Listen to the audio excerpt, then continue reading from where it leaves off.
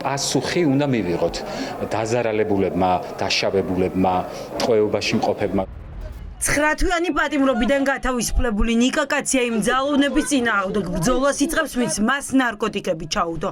კაციას იდენტიფიცირებული ყავს ყველა პოლიციელი, ვინც მის დაკავებაში მონაწილეობდა და გამოძიებას სრუჩვედება მისცა. მე მოვითხოვ ამ შემთხვევაში არალეგიტიმური ხელისუფლება იქნება თუ ვინ იქნება თუ როდესღაც სხვაგანი იმუშავებენ თუ გადაინაცვლებენ, მოვითხოვ პასუხს.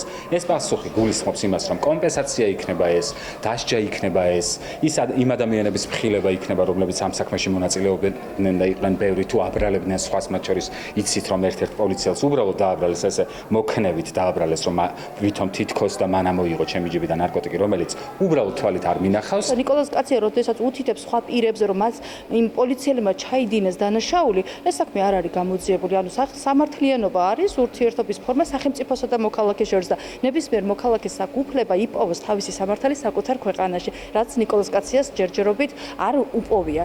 კაცია, ახობაძე და აბრამოვი არსებობს უკვე სასამართლოს 3 გადაწყვეტილება, რომლითაც დადასტურდა, რომ აქციების მონაწილეები, ვისაც ნარკოდანაშაულს ედავებოდნენ, გამართლდნენ. ახლა ყველა იმ პოლიციელების წინააღმდეგ გამოძიების დაწყებას ითხოვს, ვინც მათ უკანონო დაკავებაში და საქმის შეკერვაში მონაწილეობდა. პატიმრობიდან გათავისუფლებულ გიორგი ახობაძეს მისი საქმის ფიგურანტებთან შეთავაზება აქვს.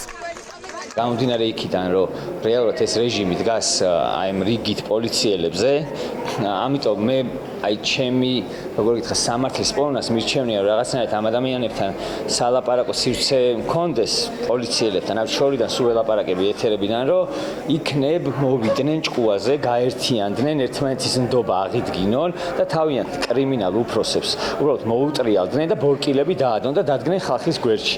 აი ეს მირჩევნია და საერთოდ არასდროს ცხოვრებაში პრეტენზია მათთან არ მექნება, არც პროკურორთან და არც პოლიციასთან. ბოლო 1 წლის განმავლობაში არაერთი მოქალაქე გახდა წამების და არაადამიანური მოფრობის მსხვერპლი, თუმცა არც ერთი საქმე არ არის გამოძიებული. საბას ხვიტარიძის წამებაში მონაწილეები თანამდებობაზე რჩებიან. გამეფებულია დაუსჯელობის სიმდრომი, თუნდაც საბას სიტუაციაშიც არც ერთი პოლიციელი აწამეს და არც ერთი პოლიციელი არ არის დასჯილი. ჩემთვის პირადად დაზარალებულის სტატუსი აქვს მიყენებული, ანუ ფაქტია, თვითონვე აქვს აღიარება და მაშინ გამოძიება დაიწყონ და დასაჯონ თითეული უმძიმესი შემოდგომა დაუდგება თამად. უმძიმეს შემოდგომას დაუყენებთ აუცილებლად სანამდე არ ვიპოვით სამართალს. რატომ არიან ხელშეუხებლები კანონმდარღვევი პოლიციელები? ეს კითხვა პირველებმა ქართული ოცნების წევრებს დაუსვით. ივანიშვილის გუნდი ისევ ხილებული პოლიციელების მაშვალ რგოლად. დაცვა მოუგო ბრალდებას, ეს მიგაჩნიათ იმის საფუძვლად, რომ სახელმწიფოს წარმომადგენელი უნდა დაისაჯოს. ამაზე მეტი ტუტუცობას რო თავი დავანებოთ, უნამუსობა და შუბძეც არ გაწყვეტილობა, მე არ მომისმენი. რატომ არ რეაგირებს გიორგი გვარაკიძის უწყება მძიმე დანაშაულებზე უცნობია. პროკურატურა დუმს, მხოლოდ იმას ამბობენ, რომ ნარკოდანაშაულში უდანაშაულოდ გამოცხადებული პირების სასამართლო ვერდიქტებს გაასაჩივრებენ.